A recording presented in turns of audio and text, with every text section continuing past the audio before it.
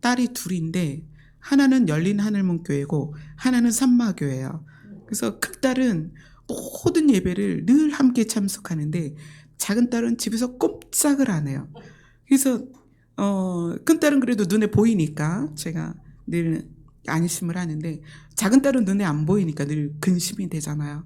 그래서 하나님께 작은 딸에 대해서는 또 늘 이렇게 부탁을 드려요. 어떻게든 그 아이 좀 어떻게든 해주세요. 막 그렇게 하는데 그래서 그런지 작은 딸은 꿈을 잘 꿔요. 근데 얼마 전에 엄마 꿈을 꿨어. 그 이야기를 딱 들으면 올 것이 왔구나. 하나님이 너에게 또 일을 하셨구나. 그럼 이제 저는 아주 담담한 표정으로 얘기하죠. 그래? 무슨 꿈 꿨어? 그러니까 작은 딸이 그래요. 엄마, 이 땅에 블랙아웃이 올 거야. 블랙아웃.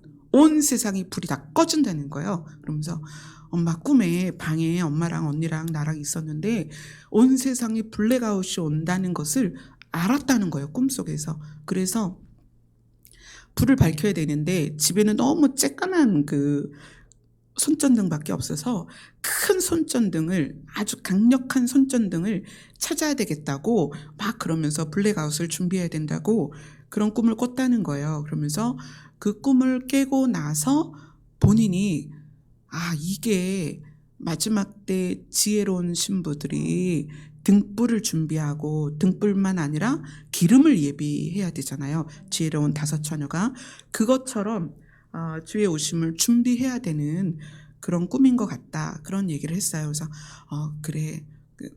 마음으로는 되게 그런 꿈 꿨다 그러면 기뻐요. 하나님께서 일하셨구나. 근데 며칠 전에 천주가 또 그러는 거예요. 엄마, 은빈이가 꿈 꿨대. 그러는 거예요. 은빈이 아시죠? 천주의 초등학교 1학년 친구예요.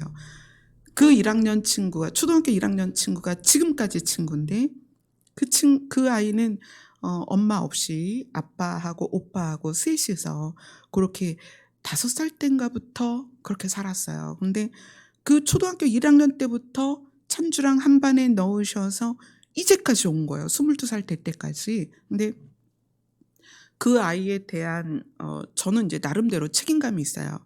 이 아이를 반드시 하나님 앞에 데려가야 되는 그런 책임감이 있어요. 그래서 사실 집안의 모든 여행은 늘 함께 하고 저희 집에서 많은 시간을 같이 지냈는데 은빈이가 꿈을 꿨다는 거예요. 며칠 전에. 그래서 또 마음에 하나님이 일하셨구나. 그래 무슨 꿈이래? 그랬더니 엄마 은빈이가 꿈을 꿨는데 꿈속에 천국을 갔대. 그러는 거예요. 올 것이 왔다. 그래? 그 다음에 엄마 근데 은빈이가 꿈을 꿨는데 천국에 올라가서 보니까 아빠랑 오빠가 없더래. 그래서 은빈이가 하나님께 부탁을 했대요. 우리 아빠랑 오빠를 데려와야 된다고. 자기를 다시 땅에 내려보내달라고. 그래 그 은빈이가 땅에를 내려왔는데 내려와서 보니까 온 세상이 난리가 났더라는 거예요. 막 여기저기 싸우고 사람들이 막 사납고 그 질서가 다 무너지고 엉망진창이 된 그때에 자기가 땅에 내려왔다고 아빠랑 오빠를 찾으려고. 그래서 그런 꿈 얘기를 이제 찬주가 듣고 신이 나서 저한테 막 얘기를 하는 거예요. 그래서 제가 그랬어요. 하나님께서 너하고 은빈이를 살리기로 작정하셨나 보다. 너무 감사하다. 우리 예산으로 이사 들어가면 은빈이를 우리 집에 일주일에 반은 생활하도록 해야 될 것 같다. 금, 토, 주일 이렇게 예배드리고 같이 있다가 이제 은빈이가 저희 집에 와서 살고는 싶어 해요. 그런데 아빠랑 오빠가 걱정이 돼서 못 오는 거예요. 그래서 그 마음을 제가 아니까 그래 그러면 금요일날 와서 예배드리고 주일 예배드리고 그리고 갈 수 있도록 그렇게 좀 해보자. 그러면서 너무 감사했어요. 하나님께서 요엘서의 말씀대로 청년들에게 자녀들에게 노인들에게 하나님의 영을 부으실 거다. 마지막 때에. 그래서 그런 일들이 여러분의 각 가정에 여러분의 사랑하는 가족들에게 또 여러분 자신에게 그렇게 하나님께서 일하실 것입니다. 아멘. 이제 때가 가까우기 때문에 그런 일들은 더욱 빈번히 신속히 이루어질 것입니다. 아멘. 180장입니다.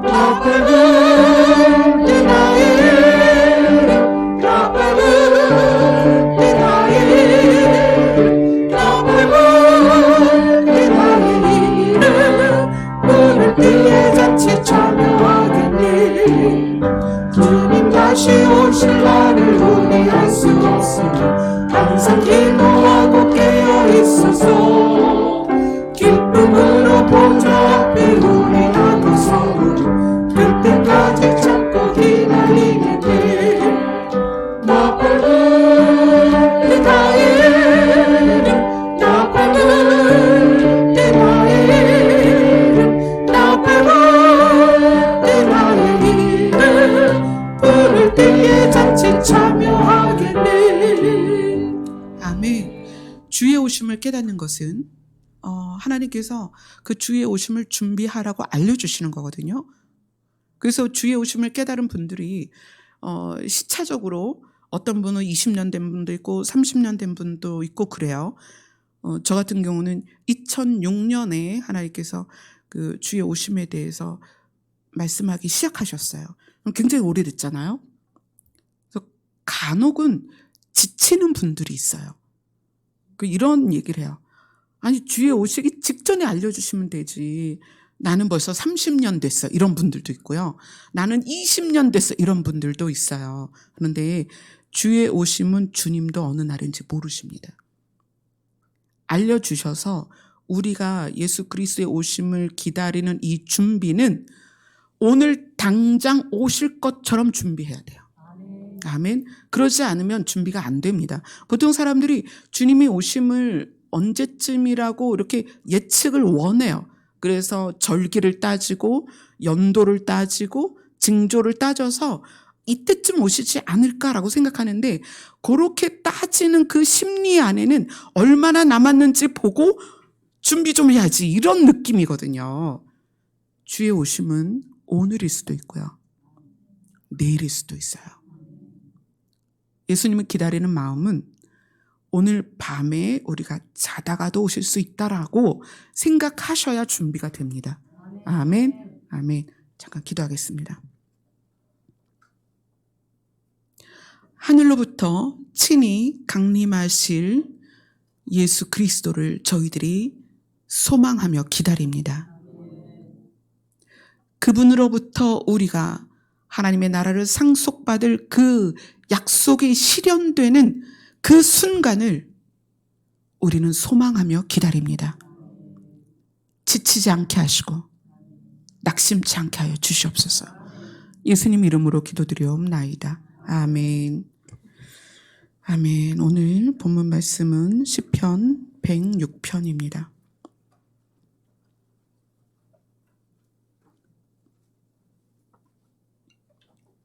시편 106편 1절부터 8절 말씀 우리 다 같이 읽도록 하겠습니다. 시작. 할렐루야. 여호와께 감사하라. 그는 선하시며 그의 인자하심이 영원하미로다. 그가 능히 여호와의 능 다 말하며 주께서 받으실 찬양을 다 선포하랴. 정의를 지키는 자들과 항상 공의를 행하는 자는 복이 있도다. 여호와여, 주의 백성에게 베푸시는 은혜로 나를 기억하시며 주의 구원으로 나를 돌보사 내가 주의 택하신 자가 형통함을 보고 주의 나라의 기쁨을 나누어 가지게 하사 주의 유산을 자랑하게 하소서.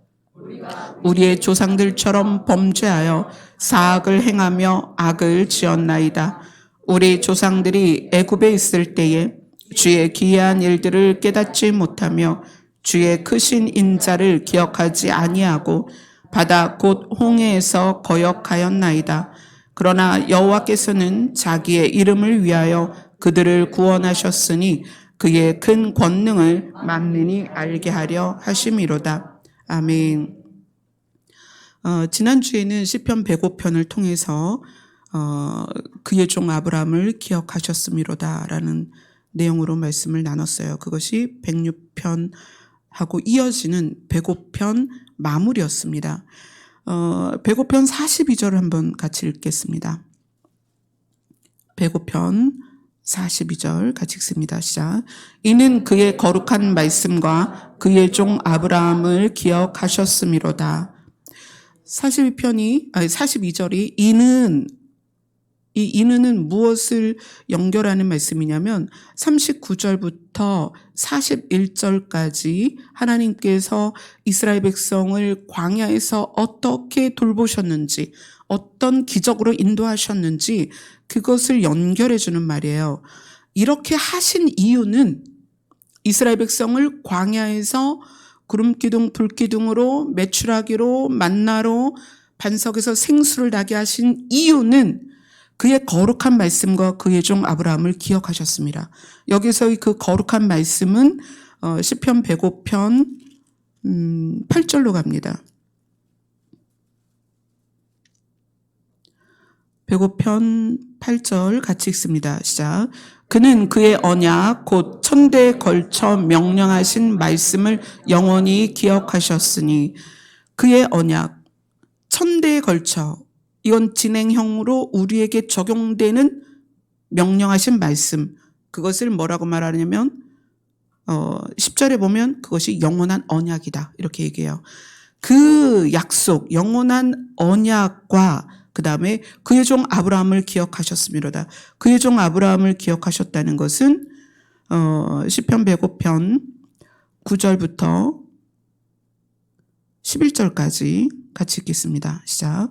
이것은 아브라함과 맺은 언약이고 이삭에게 하신 맹세이며 야곱에게 세우신 율례 곧 이스라엘에게 하신 영원한 언약이라. 이르시기를 내가 가나안 땅을 내게 주어 너희에게 할당된 소유가 되게 하리라 하셨도다.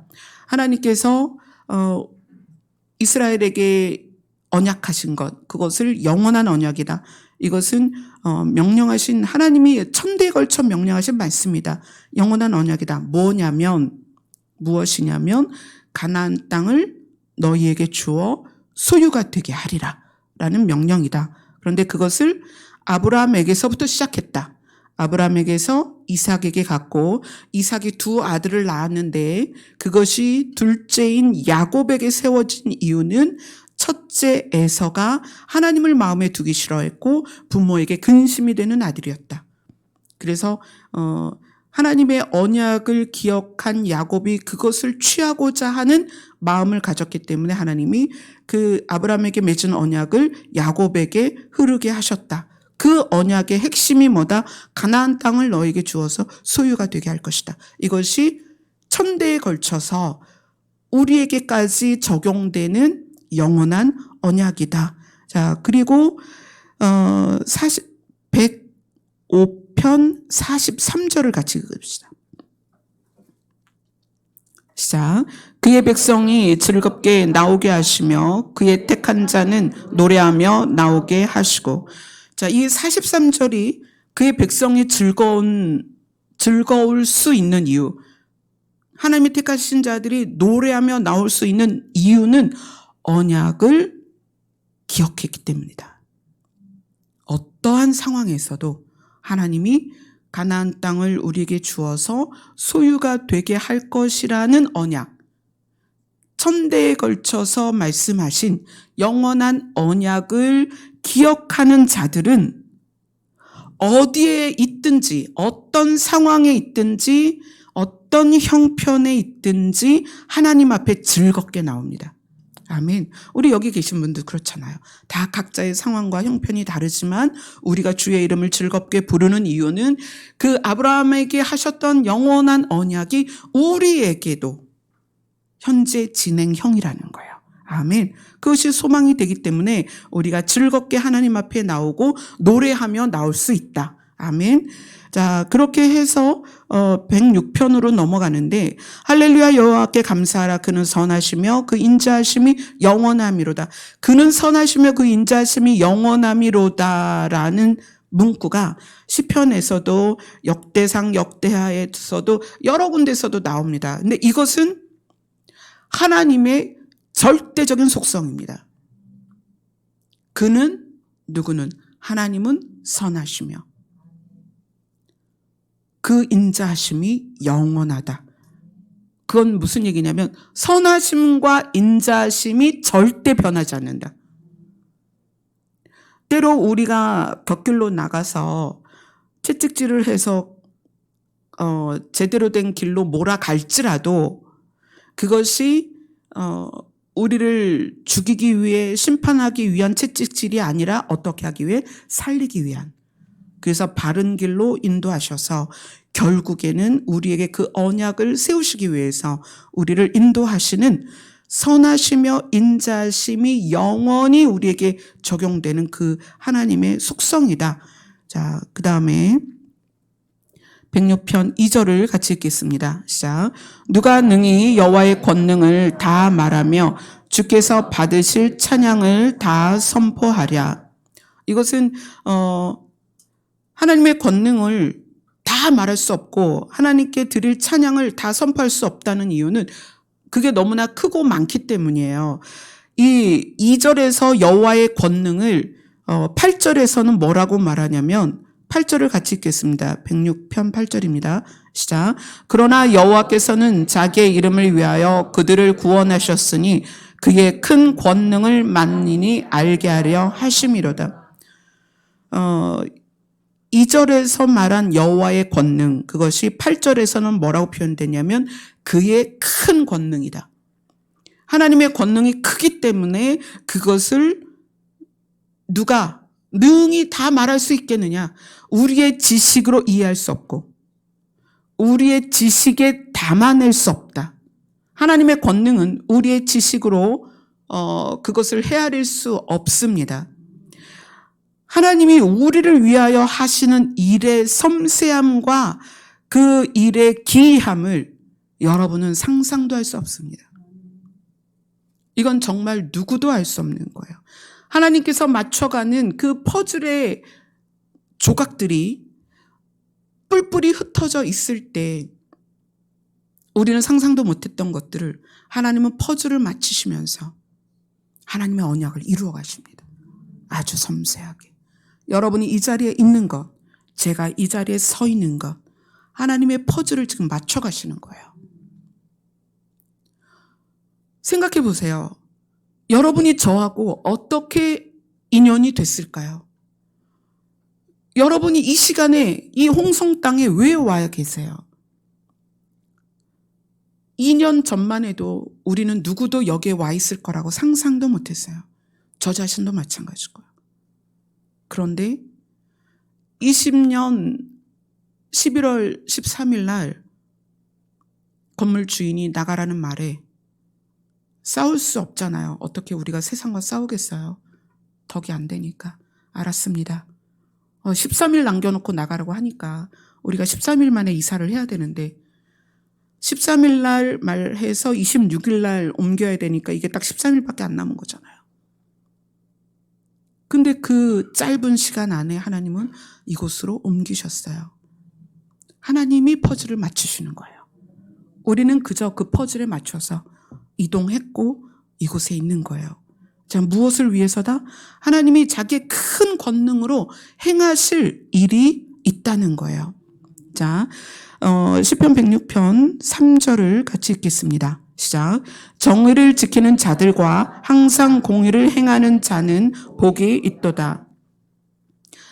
성경에는 정의와 공의가 늘 같이 나와요. 이것이 영어로 같은 단어로 해석될 때가 있고 한글로 해석될 때 어떤 건 정의로 어떤 건 공의로 이렇게 해석이 되지만 사실은 동전의 양면 같아요.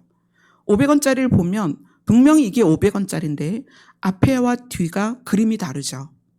100원짜리인데 분명히 100원짜리인데 앞에 그림과 뒤에 그림이 달라요. 그래서 앞에 그림으로 해도 100원이고 뒤에 그림으로 해도 100원이에요. 그죠? 500원짜리도 앞에 그림으로 해도 500원이고 뒤에 그림으로 해도 500원이에요. 하지만 이 500원의 가치는 그림이 다르다고 달라지진 않아요. 똑같은 500원이니까.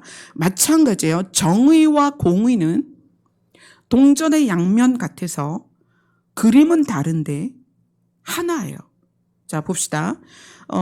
정의를 지키는 자들 이렇게 얘기해요. 정의는 뭐냐? 바른 진리, 바른 가치관, 그리고 바른 관계 이런 것들이에요. 그러니까 이 정의는 드러나는 것이 아니고 내재되는 것이에요. 가치관은 겉으로 드러나기 전에 내 안에 내재가 돼야 돼요. 정의는 내 안에 내재되는 것이에요. 자, 그것에 대해서 창세기가 설명을 하고 있습니다. 창세기 15장입니다.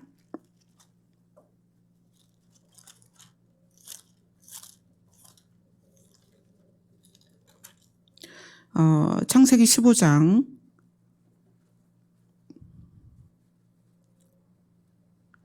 6절입니다.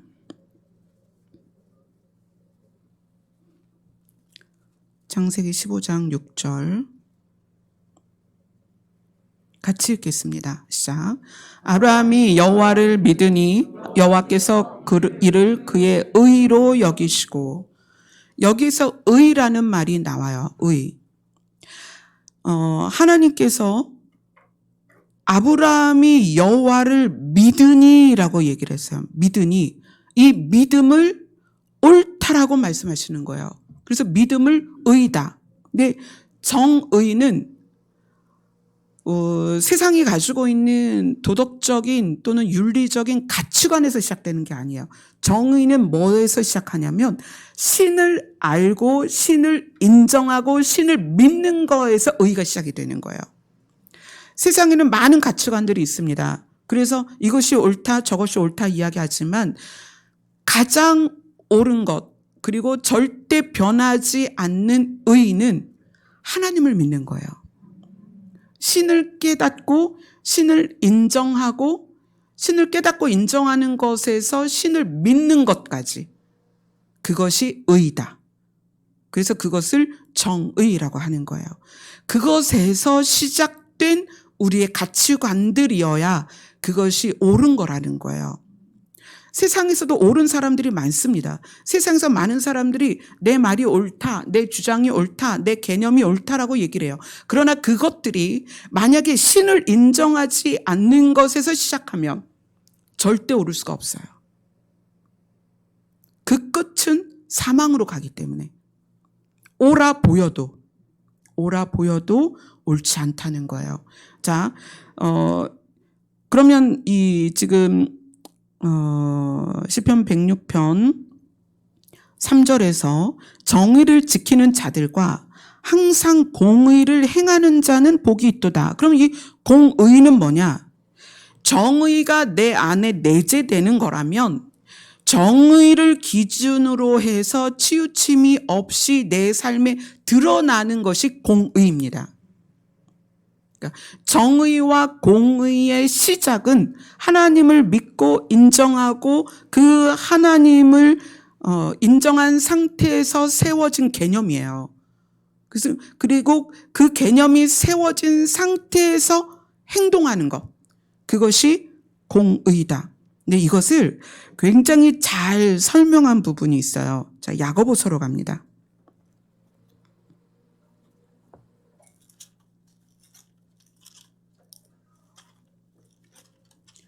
야고보서 2장 14절부터 26절까지입니다. 같이 읽겠습니다. 시작. 내 형제들아, 만일 사람이 믿음이 있노라 하고 행함이 없으면 무슨 유익이 있으리요? 그 믿음이 능히 자기를 구원하겠느냐? 만일 형제나 자매가 헐벗고 일용할 양식이 없는데 너희 중에 누구든지 그에게 이르되 평안히 가라, 덥게 하라, 배부르게 하라 하며 그 몸에 쓸 것을 주지 아니하면 무슨 유익이 있으리요? 이와 같이 행함이 없는 믿음은 그 자체가 죽은 것이라. 어떤 사람은 말하기를 너는 믿음이 있고 나는 행함이 있으니 행함이 없는 내 믿음을 내게 보이라. 나는 행함으로 내 믿음을 내게 보이리라 하리라. 내가 하나님은 한 분이신 줄을 믿느냐? 잘하는도다. 귀신들도 믿고 떠느니라. 아, 허탄한 사람아, 행함이 없는 믿음이 헛것인 줄을 알고자 하느냐? 우리 조상 아브라함이 그 아들 이삭을 제단에 바칠 때에 행함으로 의롭다 하심을 받은 것이 아니냐? 내가 보거니와 믿음이 그의 행함과 함께 일하고 행함으로 믿음이 온전하게 되었느니라. 이에 성경에 이른바 아브라함이 하나님을 믿으니 이것을 의로 여기셨다는 말씀을 이루어졌고 그는 하나님의 벗이라 칭함을 받았나니 이로 보건대 사람이 행함으로 의롭다 하심을 받고 믿음으로만은 아니니라. 또 이와 같이 기생 라합이 사자들을 접대하여 다른 길로 나가게 할 때에 행함으로 의롭다 하심을 받은 것이 아니냐. 영혼 없는 몸이 죽은 것 같이 행함이 없는 믿음은 죽은 것이니라. 아멘. 우리가 창세기 15장에서 아브라함이 의로 여겨진 이유를 하나님을 믿음으로 의로 여겨졌다는 거예요. 그런데 그 하나님을 믿었다라는 것이 어떻게 표현이 되냐면 아브라함은 하나님께서 너의 집을 떠나 내가 명하는 곳으로 가라 했을 때 본토 친척 아비 집을 떠나면서 그 식솔들을 데리고 떠날 때 그의 고백이 이거예요. 갈 바를 알지 못하고 떠났다는 거예요. 왜 떠나요? 하나님이 떠나라 하시니까. 갈 바를 알지 못하고 떠난 거예요. 사실 우리 교회가 여기 홍성으로 내려온 것도 홍성에 아는 사람이 있는 것도 아니고 어떤 그 인맥으로 형성된 뭐가 있는 것도 아닌데 가라 해서 여길 온 거잖아요. 믿음이라는 것은 내가 하나님을 믿었다라는 것이 삶에 드러날 수밖에 없다는 거예요. 여기에서 지금 우리가 야고보서 2장에서 볼 때 우리 조상 아브라함이 믿음으로써 의롭다라는 칭함을 받았는데 거기서 끝난 게 아니다.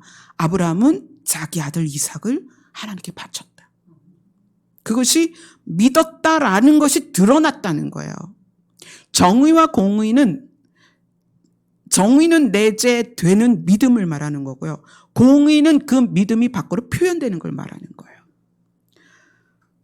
아브라함이 하나님을 믿었다라는 것에서 끝났다면 그 믿음을 검증할 방법이 없어요. 그런데 아브라함은 하나님을 믿었다는 것으로 하나님이 그를 의롭게 여겼는데 그 의롭게 여김을 받은 아브라함이 그 믿음이 어떻게 드러났느냐? 네 아들을 나에게 줘라 했을 때 그냥 거침없이 아내에게 상의도 안 하고 그냥 이삭을 데리고 가는 거예요. 하나님이 바치라고 했으니까. 근데 아브라함 마음 안에 하나님이 분명히 내 씨로부터, 내 씨니까 이삭이잖아요. 이삭을 통해서 하늘의 별같이 바다의 모래같이 자손이 많게 하실 거라고 했는데 이삭을 바치라고 하니 이삭을 바치면 살려주시겠지. 그냥 믿음이에요. 뭐에 대한 믿음이에요? 신에 대한 믿음입니다. 이거는 세상의 논리나 또는 우리의 지식으로 그 믿음을 제한할 수 없어요. 아브라함의 믿음은 우리의 지식이나 우리가 늘 가지고 있는 어떤 그 형식을 뛰어넘는 거죠. 야고보서는 누구의 책이냐면 예수님의 동생 야고보가 쓴 거예요. 예수님의 동생 야고보가 믿음에 대해서 분명하게 표현을 하는 거예요. 믿습니다. 그걸로는 믿음이 아니다. 반드시 내가 믿는 것이 드러나야 된다. 그것이 오늘 시편에서 우리가 알아보고 있는 정의와 공의를 말하는 거예요. 정의는 하나님을 믿는 내재된 하나님과의 관계가 내 안에 형성된 그것이 정의입니다. 그래서 하나님과 관계가 형성된 그것으로 우리가 삶을 사는데 그것이 공의라는 거예요. 자, 잠언으로 가겠습니다.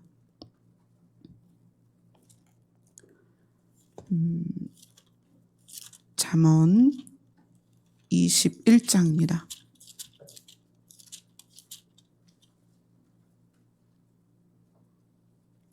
21장 2절로 3절입니다.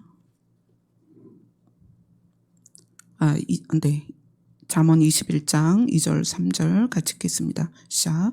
사람의 행위가 자기 보기에는 모두 정직하여도 여호와는 마음을 감찰하시느니라.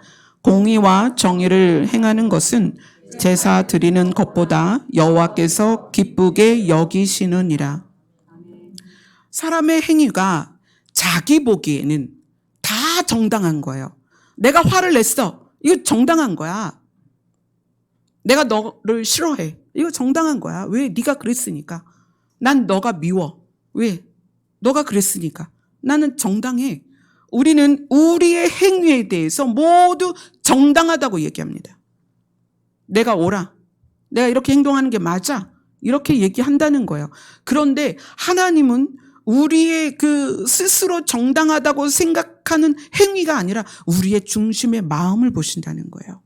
그러면서 3절에 공의와 정의를 행하는 것이 백날 여기 나와서 예배를 드리는 것보다 하나님을 기쁘시게 한다.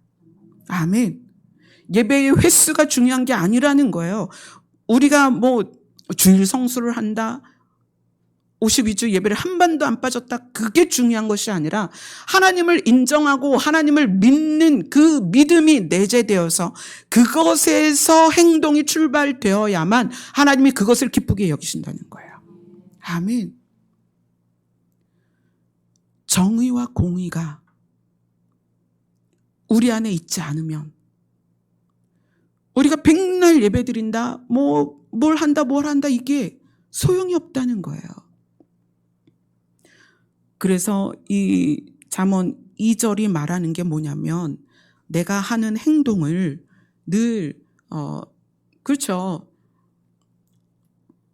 남이 하면 불륜인데 내가 하면 로맨스다, 이런 말들이 있잖아요. 그런 것처럼 내가 어떤 행위를 하든지 하나님이 내 마음을 살피실 것에 대한 인식을 하고 나도 내 마음을 살피자는 거예요. 그리고 어디서 출발한다? 하나님을 믿는 믿음에서. 그 다음에 하나님이 계시다는 것을 내 안의 가치로 완전하게 세우고, 그리고 어떻게 해요? 하나님이 보신다. 오늘 제가 손님들을 여러 번 맞이했어요. 4시에는 이지영 목사님을 뵀어요. 근데 그 이지영 그 내포에 연합회가 있는데 임원 목사님이세요. 이제 대화를 하면서 뭐 이렇게 목사님들끼리는 이제 목사님들 세계에서 일어나는 일들을 이야기하겠죠. 어떻게 목사님이 그렇게 행동했을까? 이런 말이 이제 나오게 됐어요. 어떻게 목사님이 그렇게 행동을 했을까? 목회자 이전에 하나님을 인식하지 못하는 거예요. 강단에 서서 성경을 들고 성경에서 본문을 찾아서 여러분하고 나눈다 해도 하나님을 인식하지 못하면 세상보다 더 악합니다. 하나님을 아는데 하나님을 알면서도 하나님을 인식하는 것이 내 안에 내재되어 있지 않으면 행동은 전혀 다르게 나온다는 거예요.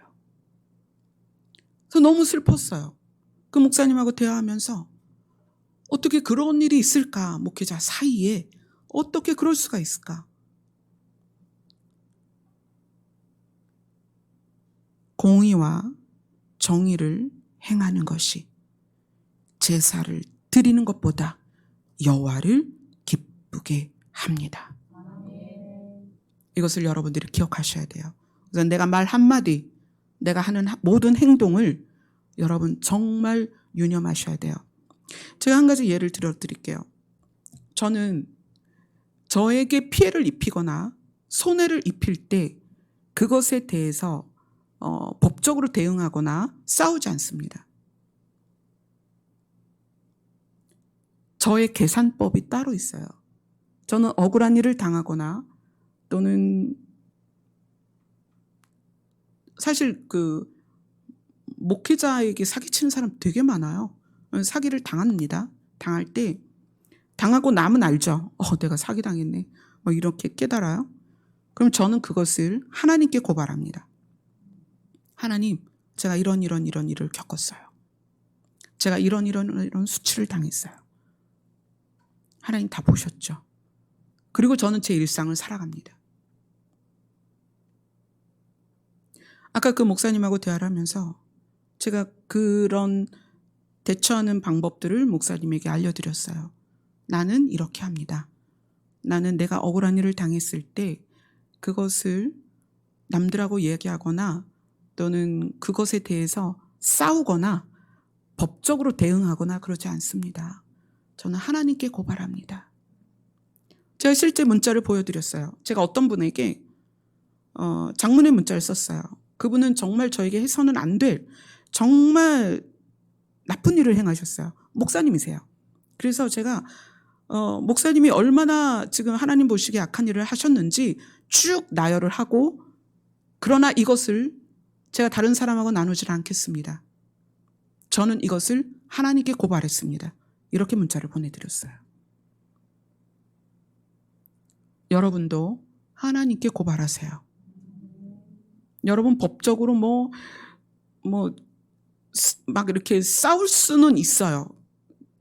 때로는 이런 경우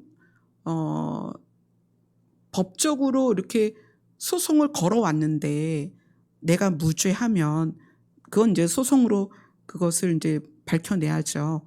근데 그런 거 말고 소소하게 여러분들의 삶 가운데 억울한 일이나 또 난처한 일들을, 또 그런 일들을 당했을 때 하나님께 고발하세요. 가장 깔끔하게 하나님이 해결하십니다. 내가 만약에 100원을 이 사람에게 잃었다. 그러면 하나님의 계산법은 천국에는 플러스가 되는 거예요. 이 사람은 저에게서 100원을 뺏어갔으니까 100원만큼 부유해졌겠죠. 근데 천국에서는 마이너스예요.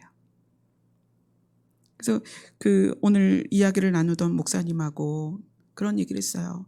목회자도 하나님을 인식하지 않으면, 그것이 마음 안에 내재되어 있지 않으면 행동은 전혀 믿지 않는 사람이랑 똑같이 행동한다. 우리 안에 하나님이 계시다라는 것, 그것을 내재시켜서 산다는 게 너무나 중요하다는 거예요. 그것이 정의이고, 그 행동에서 그 내재된 하나님을 믿는 믿음과 하나님을 인정하는 그 믿음에서 나오는 행동들이 공이라는 거예요. 그래요. 자, 다시 우리 시편으로 갑시다.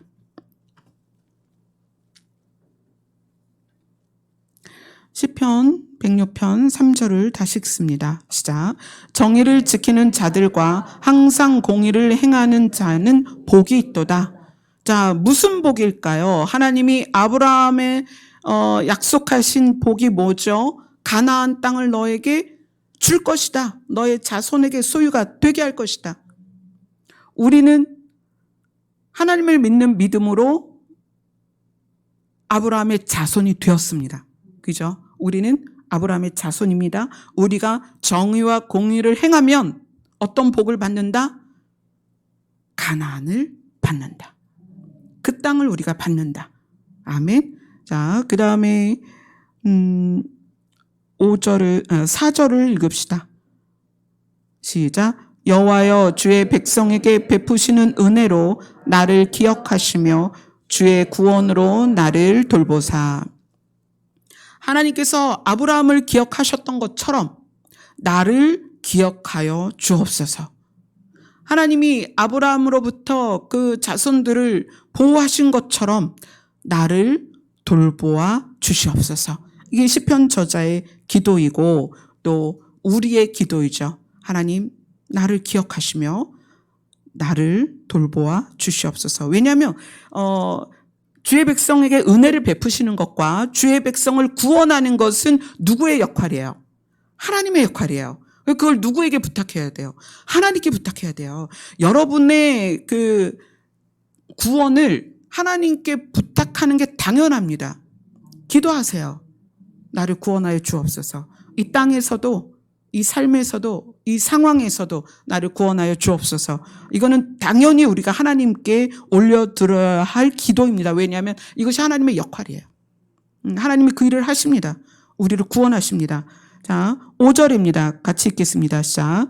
내가 주의 택하신 자가 형통함을 보고 주의 나라의 기쁨을 나누어 가지게 하사 주의 유산을 자랑하게 하소서. 자, 하나님의 역할은 우리를 기억하셔서 무엇 때문에 기억하는 거예요? 언약 때문에 기억하는 거죠. 언약 때문에 우리를 기억하셔서 주의 구원으로 나를 돌보시는 것이 하나님의 역할이라면 우리는 하나님이 돌보시는 자가 형통하는 것을 내 눈으로 보고, 그죠? 그 다음에 내 삶을 통해서 보고, 그 다음에 주의 나라의 기쁨을 나누어 가지게 하사. 누가? 내가. 주의 나라의 기쁨을 나누어 가지고, 그 다음에 주의 유산을 자랑하게 하소서. 주의 유산이 뭐죠? 하나님의 생명이 살아있는 그 나라를 상속받는 것. 그것이 가나안 땅입니다. 예수님, 아브라함에게 주시고자 했던 그 가나안 땅. 그것을 우리가 상속받을 거예요. 이것을 자랑하게 하소서. 이게 이제 시편 106편 저자의 소망입니다. 그런데 6절, 7절을 같이 읽겠습니다. 시작. 우리가 우리의 조상들처럼 범죄하여 사악을 행하며 악을 지었나이다. 우리의 조상들이 애굽에 있을 때 주의 기이한 일들을 깨닫지 못하며 주의 크신 인자를 기억하지 아니하고 바다 곧 홍해에서 거역하였나이다. 우리도 그럴 수 있습니다. 하나님이 우리를 살리기를 원하시지만 우리는 범죄하고 악을 행하고 악을 지을 수 있어요. 그 6절, 7절이 우리가 언제든 그렇게 할 수 있다는 것을 보여줍니다. 그래서 8절에 이렇게 얘기하는 거예요. 8절을 같이 읽겠습니다. 시작. 그러나 여호와께서는 자기의 이름을 위하여 그들을 구원하셨으니 그의 큰 권능을 만인이 알게 하려 하심이로다. 그러나 이건 뭐죠? 우리가 우리 조상들처럼 범죄하고 사악을 행하며 악을 지었나이다. 우리가 구원을 받았지만 구원을 받은 우리도 이렇게 삶을 살아가며 악을 행할 수 있습니다. 그러함에도 불구하고 우리가 그렇게 죄 가운데 다시 들어갈지라도 여호와께서는 자기의 이름을 위하여 그들을 구원하셨으니. 여러분, 자기의 이름을 위하여라고 말하는데 하나님이 자기의 이름을 위하여 그들을 구원하셨다는 게 도대체 무슨 의미일까요? 여러분은 하나님의 이름에 대하여 굉장히 많은 설교들을 들으셨을 거예요. 하나님의 이름, 여호와의 이름, 자기의 이름을 위하여. 하나님의 이름의 뜻이 뭘까요? 저는 오늘 이 본문을 읽으면서 하나님의 이름, 하나님의 이름의 특징을 이 본문을 통해서 가장 중요하게 어떻게 결정할 수 있을까? 어떻게 정의를 내릴 수 있을까? 하나님의 이름. 하나님의 이름은 생명의 시작이라는 의미가 있어요. 생명의 시작. 하나님이 신이시고 신으로 말미암아 생명이 나오는 거예요. 생명은 저절로 생기지 않습니다. 절대로 저절로 생기지 않습니다. 이 그릇 여기다 놓고 100만 년 지나도 이 그릇 안에 생명이 생길 수 없고 이 그릇이 날아다닐 수도 없고 이 그릇에 발이 달릴 수도 없어요. 뭐죠? 생명은 신으로부터 출발합니다. 그래서 하나님의 이름, 자기의 이름을 위하여라는 것은 생명이 출발되는 신이신 자기의 이름 때문에 우리를 살리기를 원하신다는 거예요. 아멘. 시편 23편으로 갑니다.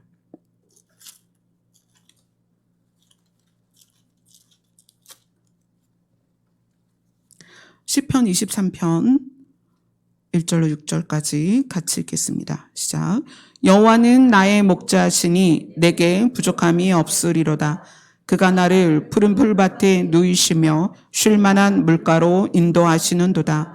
내 영혼을 소생시키시고 자기 이름을 위하여 의의 길로 인도하시는도다.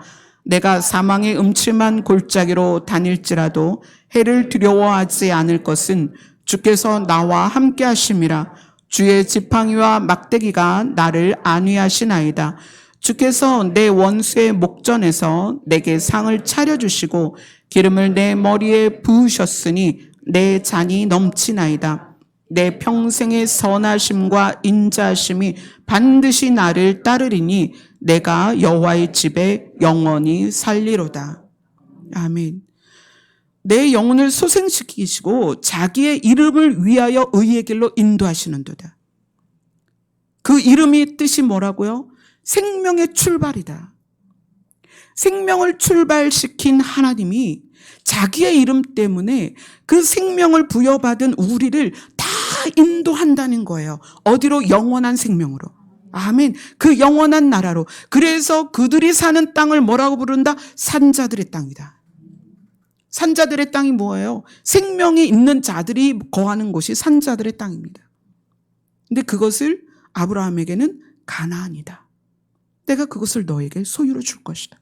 너의 자손들에게 그것을 줄 것이다. 근데 이 자기 이름을 위하여 의의 길로 인도하시는 그 여호와의 그 특징을 이 시편 23편에서 뭐라고 말하냐면 6절에 내 평생의 선하심과 인자하심이 반드시 나를 따르리니. 이것이 누구의 특징이다? 여호와의 특징이다. 하나님의 특징이다. 그분은 선하시고 인자하심이 영원한 분입니다. 그분이 우리와 함께 계셔서 우리를 어디까지 인도하시느냐? 내가 여호와의 집에 영원히 살리로다. 아멘. 그분이 우리를 그렇게 인도하시는 거예요. 그분의 특징은 선하고 인자하십니다. 그 선하고 인자하심이 영원하여서 우리에게 영원한 생명을 주시기를 좋아하시고 그분에게서 생명이 시작됐기 때문에 그 생명을 이어갈 수 있는 유일한 방법이 우리가 그분께 가는 거예요. 그래서 하나님은 우리를 인도하십니다. 하나님께서 목자가 되어주셔서 그래서 결국에는 여호와의 집에까지 우리를 데려가셔서 영원히 살리로다. 아멘. 시편 106편 오늘 읽은 1절로 8절은 그래서 연결이 시편 23편하고 아주 연결이 잘 돼요. 106편 8절에서 그러나 여호와께서는 자기의 이름을 위하여 그들을 구원하셨는데 그것이 큰 권능이라는 거예요. 누가 능히 여호와의 권능을 다 말하겠느냐? 하나님의 그 큰 권능이 뭐냐면 죄와 사망에서 우리를 건지시는 것입니다. 여호와의 큰 권능은 죄와 사망에서 우리를 살리는 것입니다. 왜 그것이 가능한가? 그분의 이름이 생명의 시작이기 때문에 그래요. 아멘. 그래서 하나님이 우리에게 약속을 주셨습니다. 주의 이름을 부르는 자는 살리로다. 구원을 받을 것이다. 그분의 이름을 부르며 왜? 그분의 이름에 생명이 시작이 되기 때문에. 아멘. 그래서 우리가 이 비밀을 알면 우리의 상황과 형편과 상관없이 주님께 즐겁게 나오고 주님께 즐겁게 노래하며 나올 수 있다는 거예요. 아멘. 아멘. 우리 상황들이 사실 노래할 수 없는 상황일 수 있어요. 즐거울 수 없죠. 그러나 이것이 이 땅에서의 삶이 우리의 끝이 아니기 때문에 만약에 이 땅에서의 삶이 끝이라면 여러분 여기 있으면 안 돼요. 나가서 돈 벌고 하고 싶은 거 다 하고 사기를 쳐서라도 얻고 싶은 거 있으면 얻으세요. 그러나 이 땅으로 끝이 아니기 때문에 아브라함이 의로 여김을 받은 거는 하나님을 믿은 것이다. 신을 깨달은 것이다. 그 신을 깨달은 것이 그 믿음이 내 안에 내재되면 거기에서 행동이 출발된다. 그것이 정의와 공의다. 아멘. 하나님은 여기 계신 한 사람도 빠짐없이 여기 계신 모두를 살리기를 원하십니다. 그런데 하나님에게는 그 능력이 있으십니다. 하나님에게서 생명이 출발됐기 때문에 하나님은 우리 모두를 살리실 수 있습니다. 그것을 시편 저자가 큰 권능이다 이렇게 얘기한 거예요. 하나님의 큰 권능으로 여러분을 살리실 것입니다. 그러면 어떻게 해야 돼요? 그의 이름, 자기의 이름 때문에 지금 우리를 살리시는 거란 말이에요. 그러면 우리는 그의 이름을 부르면 되죠. 아멘. 주의 이름을 부르는 자는 구원을 얻을 것이다. 아멘. 아멘. 오늘 이제 우리가 1시간 기도할 텐데, 생명은 하나님께로부터 옵니다. 우리를 살려주옵소서. 우리의 가족을 살려주옵소서. 정의와 공의가 이 땅에서 날마다 드러나게 하옵소서. 그렇게 기도를 하셨으면 좋겠습니다. 우리 찬양합시다. 우리 171장입니다.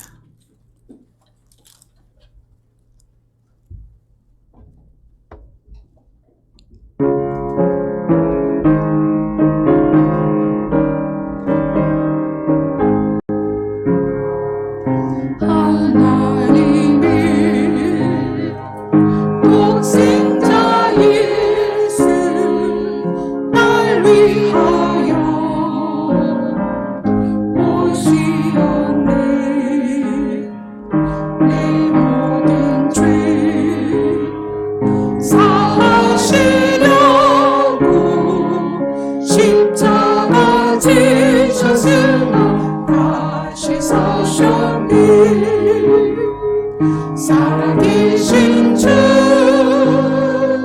나의 참된 소망 두려움이